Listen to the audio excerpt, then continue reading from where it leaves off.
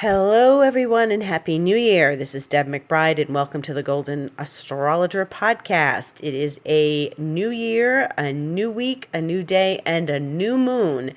And I am broadcasting from Escazú, Costa Rica, where it has been a beautiful day.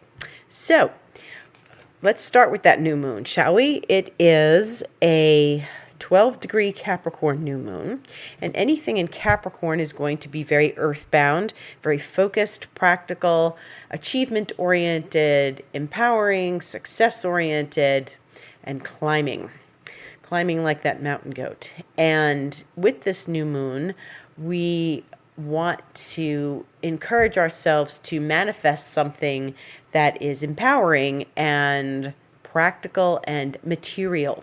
So if there's something very material that you desire in your life, if you want to materialize something, and that could be anything, a new job, a new partner, a new car, a new computer, this is a good time for a real materialization of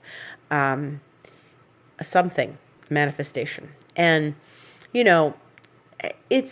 you're better off, like if you're doing like something that you want a deeper spiritual connection, that's all good, but that's something I would say for like a Pisces new moon.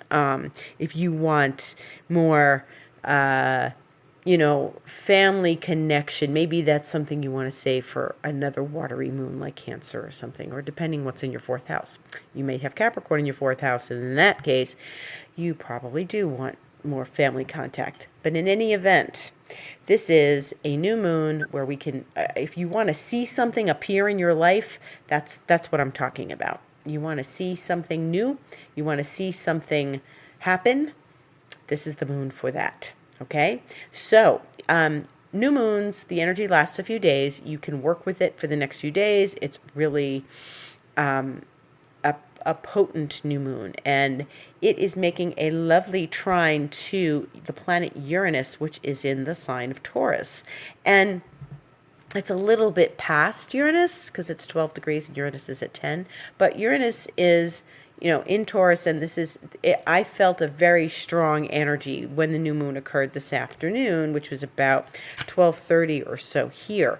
And it was definitely an edgier feeling that I had, which I attribute to the Uranian contact. And I felt the need to go ground myself, which I did, and in my meditation. And then there was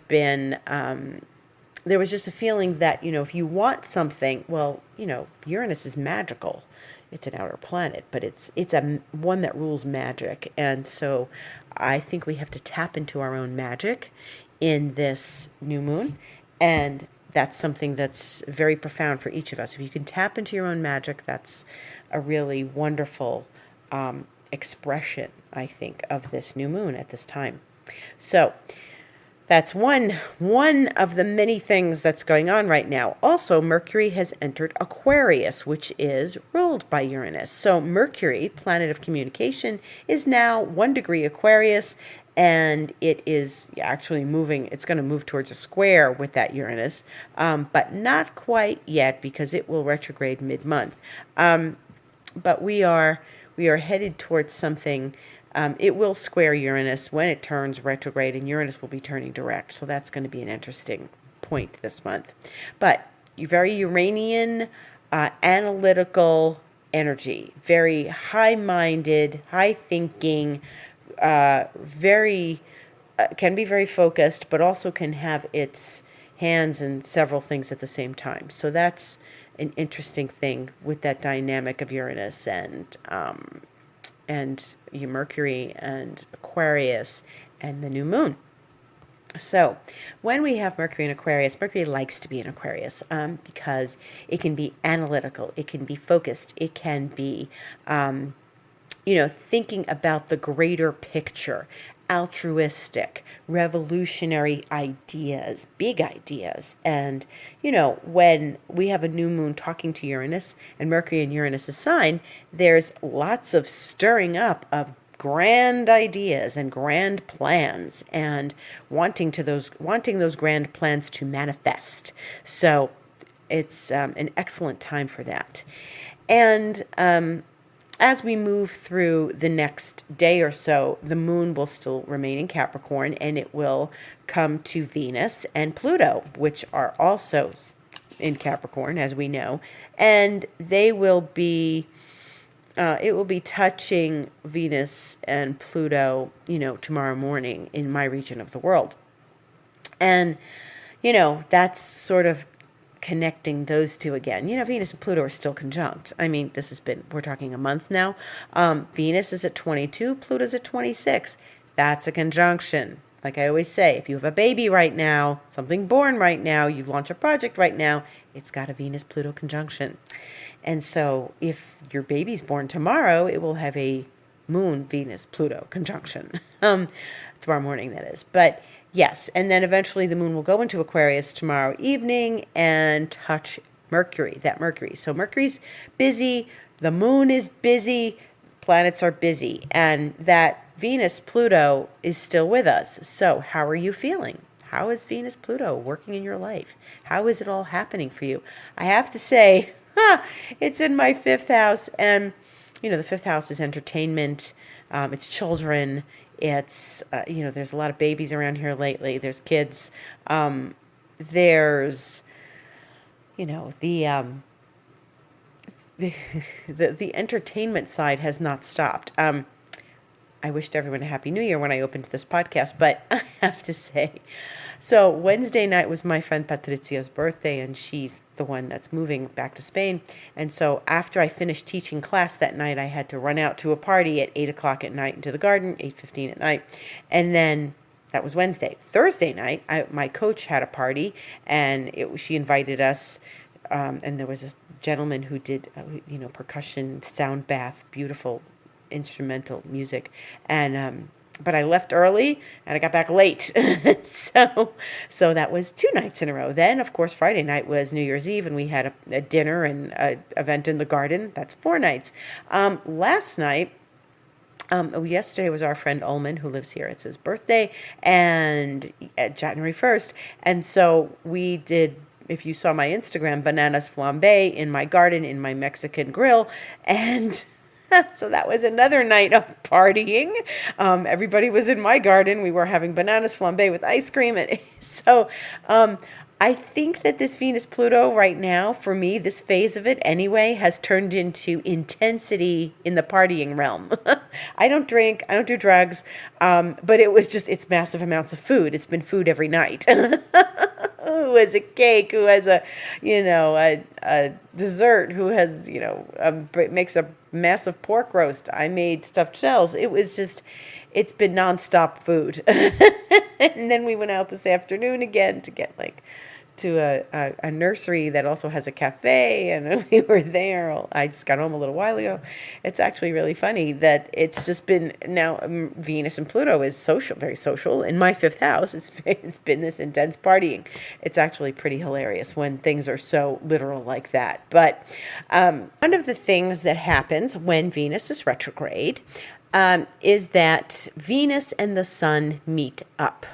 And inevitably, when planets go retrograde, especially Venus and Mars, in their cycle of retrograde, they meet up with the Sun. Because one of the reasons they appear to be retrograde from our viewpoint on the Earth is that they can only travel so far from the Sun, from our vantage point, before they retrograde.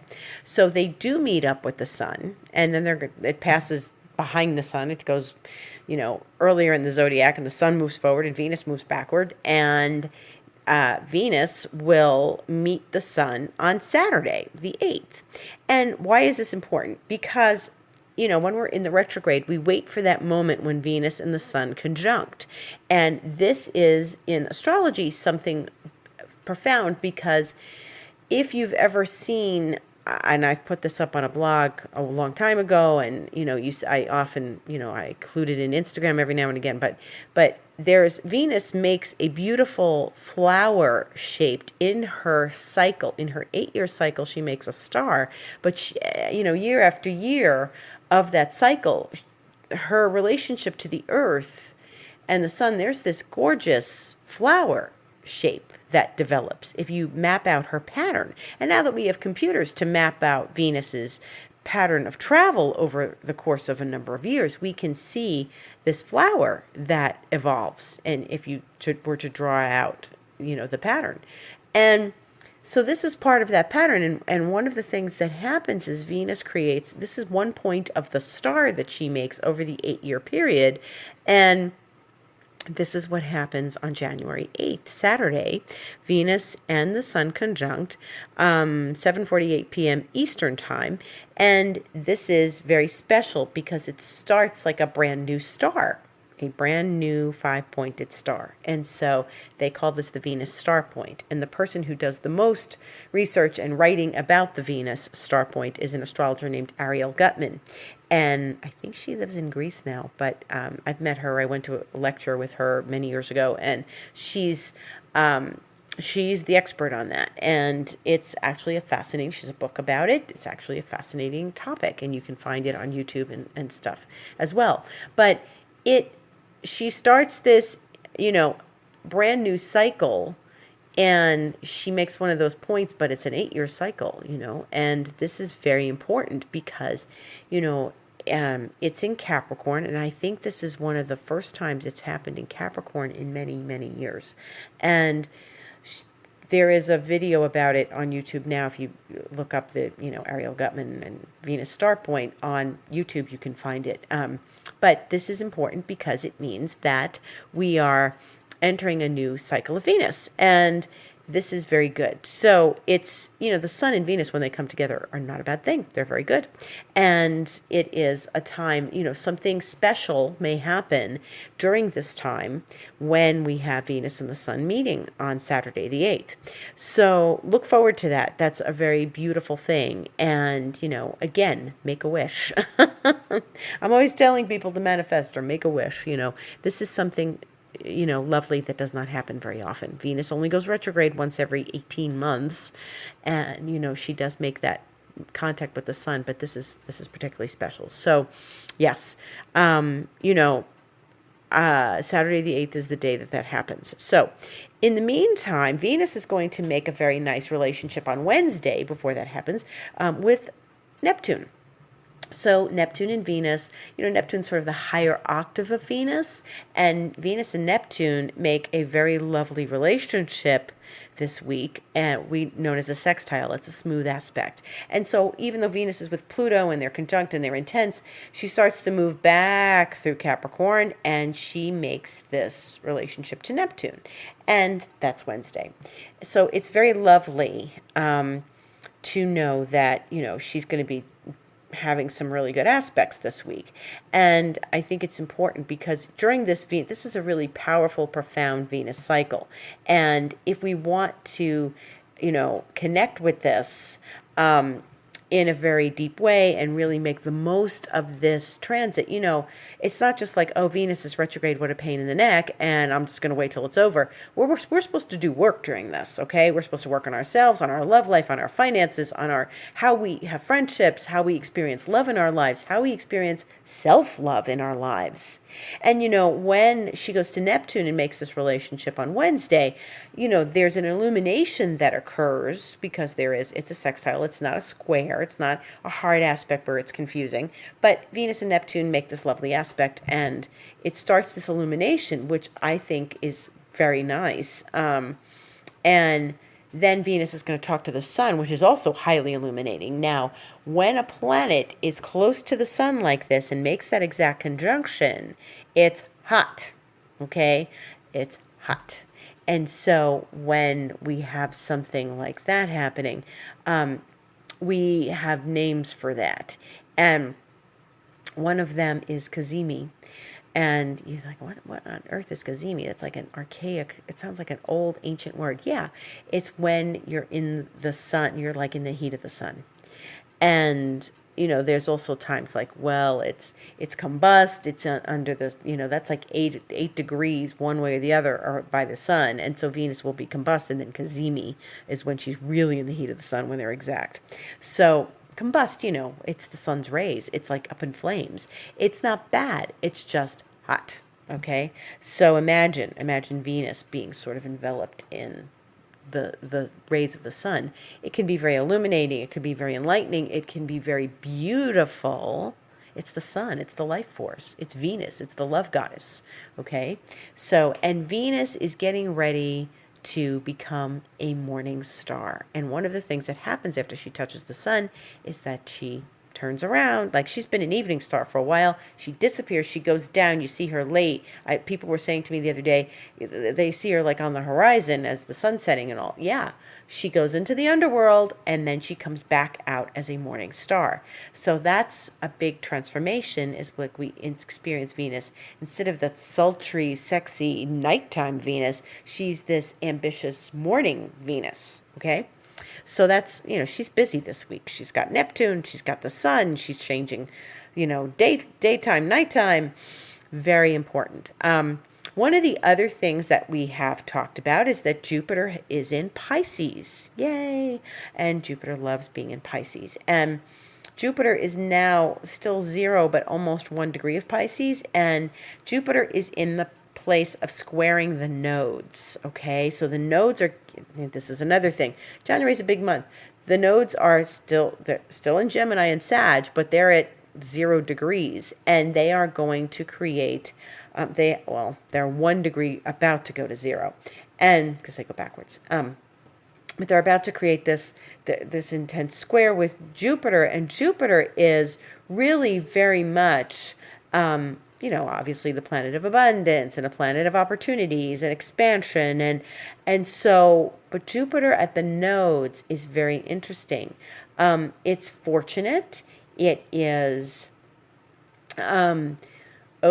It sort of tips the scales one way or the other. The nodes, there's always this dynamic between them. There's the south and the north. It's never one or the other. It's both at the same time. And when Jupiter is like right in the middle of them, which does not happen very often, the last time this happened would have been, the nodes would have had to have been squaring Jupiter. It's probably like 6 years ago or something. But Jupiter, when it's working with the nodes like this, there's a dynamic. It's ultimately a T-square. But what do you get to choose? We want to kind of go in the north node direction because it's very much about, fulfillment as opposed to being pulled into that vortex. But Jupiter is going to square the nodes, and Jupiter squaring the nodes is, it like whenever there's a planet in between the nodes, we get to make some choices about what direction we're going in. Are we going toward fulfillment, or are we going to stay in the same kind of pattern, the south node, that they're aware of? With Jupiter opens our eyes to where the north node and the south node are giving us direction. The north node being in Gemini right now, which is all about, our own thoughts, our own thinking, as opposed to, the teacher, the guru, listening to someone who we've given a lot of power to as teacher. Okay. And forming our own opinions, especially when you've got like Sagittarius is very much the guru, the meditation teacher, the yoga teacher, the Swami, and the south node being there. It's like, how much do I trust me, my own thoughts, versus like, how do I balance that, negotiate that, navigate that with what I've learned, my education, which is also part of Sagittarius. And so Jupiter, which rules Sag and co-rules Pisces, where it is now, it's very much about like listening. We may want that guru opinion, but it's really a very important thing to look at, because we're looking at how we process information and how our opinions are going, and what philosophical beliefs are we handling right now. And so Wednesday is special again, not only because Venus and Neptune are going to talk, but the moon is going to conjunct Jupiter. And this is the first time that the moon is going to conjunct Jupiter in Pisces this round. Okay, it did earlier in the year, but see, Jupiter's really in Pisces now. Before, Jupiter thought it was in Pisces, but it wasn't. Now Jupiter, I felt that shift that day. I think I've said that here. But the moon touching Jupiter is then also going to square the nodes. And remember, the moon was with the nodes at the eclipse back in December. And so we've got a different perspective now. It was a Sagittarius South Node eclipse, and now we're sort of looking at it with a different eye because the moon and Jupiter will be together, which is always a lovely aspect, but in Pisces. And this is about trusting our instincts, our intuition. It's interesting. It's an interesting dynamic because the North Node in Gemini is very intellectual. The South Node in Sag is like, well, what does my teacher say? What does my teacher think? But Pisces is all about vision, intuition, sensitivity, our senses, using our own senses to navigate those nodes. And with the moon and Jupiter together, this is very, very clear that it's about our own instincts that need to come forward. Get your intellect out of the way, get your teacher's opinion out of the way, or navigate them in a way that satisfies the information that you're getting from your own intuition. That's really important. And so if there are decisions that you have to make this week, trust your gut. With Jupiter's in Pisces, the moon will be in Pisces. They are swinging with the nodes, but the nodes, it's always more fulfilling to go to the North Node, but there is something to be said for following your gut this week as that happens. With Venus talking to Neptune, which is also in Pisces, that'll be 3 planets in Pisces this week. The moon, Jupiter, Neptune. That's a lot of Pisces. That's a lot of instinct, intuition. It's interesting because it's like 3 planets in Capricorn, 3 planets in Pisces. Very practical, very intuitive. Capricorn and Pisces do work well together because they're alternating signs, but they're very different, but there's a respect between them. The intuition versus the practical. So this is an interesting dynamic we're having this week, where Jupiter squares the nodes with the moon being there present with them, and then there's this beautiful Venus-Neptune that connects people, that brings us a higher feeling of love, a higher respect towards love. And Venus did this already. Venus made a sextile to Neptune, a while ago, because Venus and Pluto have been together for a while, but Venus and Neptune made a sextile. So this is the second time, and there will be a third time, because Venus has been in Capricorn since early November. And when she made that sextile to Neptune a while ago, she started a chapter. It's a smooth flowing aspect. It provides opportunity. You probably didn't notice it. You probably didn't notice it. It was so smooth and flowing and just kind of floated by you. So that wasn't an aspect that you may have felt strongly. It was probably something that, you may recognize the feeling again when you have it this Wednesday. But honestly, this is something where it's all very beautiful. It's all very, insightful with this, Venus, Neptune, and then all this Jupiter, moon squaring the nodes. So we're trusting our instincts. We're trusting our guts. Listen for a message. That's what's really important. And then on Friday, what's going to happen is that the moon will reach Neptune, because it started with Jupiter and it moves a couple of days, takes 2 days to get there because Jupiter's early and Neptune's late. In Pisces, the moon will conjunct Neptune. And this is a very interesting dynamic, again, because Venus is still within range of that conjunction, and Venus and the moon are going to have their sextiles. So Venus talks to Neptune on Wednesday, while Jupiter's talking to the moon. Moon is talking to Jupiter. Moon is going to move. By Friday, we'll get to Neptune and be talking to Venus in a whole other way. Okay? So Venus and the moon have a lot of dynamics this week. Like I said, tomorrow they'll already conjunct because they'll be in Capricorn. Then the moon will go into Aquarius, move along, and then the moon goes to Jupiter, and then eventually goes to Neptune, but Venus and Neptune are already in dialogue. So there's a lot of instinct, there's a lot of intuition, there's a lot of trusting our guts again, and very important information. So we need to really tap into this. Now, these are not hard aspects. These are smooth flowing aspects. We like this. This is actually a bit of a relief because we've had a lot of rock and roll lately. Saturn and Uranus are finally separating. Thank goodness. We don't have to go through that again because I think that provided a lot of the stress of 2021. We're moving into a different year, a different vibe. And Saturn's already passed Uranus by a couple degrees. And Uranus is going to start slowing down. Uranus is in Taurus and it's getting ready to go direct. It feels like it just went retrograde, but that was August. And so as we get into the second week in January, I'll just give you a preview, is that we're getting Mercury turning retrograde and Uranus turning direct. And that's a lot of energy shifting at the same time. So this is something we'll talk about in depth next week, but just so you know, Mercury will be doing a retrograde at the same time Venus is doing a retrograde. And when Venus and Mercury, are both in retrograde, we've got to be doubly aware of, what we're hearing from people. We're not just taking information and saying, I want it to sound like this, but it sounds like that. And we want to be very aware of,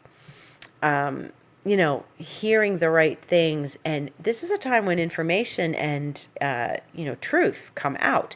Both Venus and Mercury will be retrograde. Once Mercury's retrograde, for the rest of the month, Venus and Mercury will be retrograde. So there's a lot of stepping back, looking through things, revisiting, revising, reconnecting, a lot of that. And even though they're in different signs, because Mercury's in Aquarius, but what's going to happen is that by the time Mercury's ready to go direct, it's going to be connecting with Pluto. Now, that's not exact like Venus. It's not going to do a 3-time thing with Pluto, but it is going to make a connection to Pluto. And Pluto's already heated up from Venus. So there is a connection between the Mercury retrograde and the Venus retrograde because they're both in a dynamic of conjunction with Pluto. That's profound. There's profound information coming forward. There's profound information in our relationships. We have to pay attention to this. It's don't be shocked. Don't be shocked when you find out something or hear from someone. You might really hear from someone. You might run into someone. It's in the air. It's in the air. So we've got a lot of, truth coming out, information coming forward, connecting with people that maybe are from the past, or connecting with people on a new level, or meeting people that are, going to give us some information. And it's so important to be aware of what's happening, the information we're getting, tying all of this together. This is not an accident. I think it's interesting that Mercury is going to connect with Uranus when it's turning retrograde and then connect with Pluto when it's turning direct. That's profound. That's 2 outer planets. It's not like Mercury's just going to whiz by and the moon is going to say hi and that's going to be it. This is Mercury with outer planets. So there's an edginess with Uranus, there's a brilliance, there's a genius, there's grand ideas. Then there's also with Pluto, there's depth, there's intensity, there's profound focus. We're dealing with Aquarius and Capricorn, and it's that time of year. We're going to be dealing with both of those signs now. We're in the middle, going towards the middle of Capricorn, and then we're going to be getting, that dose of Aquarius at the end of the month. So, and already we have planets in Aquarius. So it's all about, maybe grand ideas that are, put into practical use. And we're going to get the nodes changing sign this month too. So we've got a big month ahead. A lot's happening. the nodes won't change sign quite yet. It's towards end of month, but there's a lot of shifting energy this month. There's a lot of shifting energy, and it's important for us to really connect with it and pay attention. But we're in a new year and it's a new game. And I think we're all eager for some new information and for some new direction. And if you saw my Instagram, you will notice that we pulled our 4 archetype cards for the year end, like we always do here. And it came up very interesting. So, there's the self, there's the which was the father. There's the place where it happens, which is the ocean. And then there's the tool needed, which is the mask, which can reveal or not reveal. And then the initiation or the reason why it's happening, which is gnosis. And I'm always interested in what other people's interpretations of that look like. When I see like the father, it's sort of, to me, says the patriarchy. And the ocean is feminine, and the ocean is very much about the dynamic we have with nature as well, because the ocean is unfathomable. We cannot control it. It is not a controllable entity. It's big, it's vast, it can be terrifying, but it is not something men think they can control it. Man meaning mankind thinks they can control it. What does it say to you in that dynamic? Think about what those 4 cards say. Go check out my Instagram, the Golden Astrologer, and you'll see my post. And then we pulled an extra card to see what happens after that, and we got the dead end, which I think is a new beginning. So that is it for this week. A new beginning is upon us, and a new year and some new energy. And I think it's exciting. I think it's exciting that Venus and the Sun are going to meet, that Jupiter and the Moon and the nodes are meeting, that there's a lot of interesting stuff happening. And if you are interested in connecting with me and having a session, it's thegoldenastrologer.com. You can just click on book online. I'm also doing Reiki, which is a 5th dimension Lemurian Reiki, not your typical Reiki. I can do everything remotely. And if you are interested in looking at my Instagram, it's Golden Astrologer. My Twitter is @DevAstrology. And I hope you have a beautiful start to your year already. And I wish you a wonderful new year and great success in this year. And I will see you right here next week. Thank you for listening. Gratitude to all.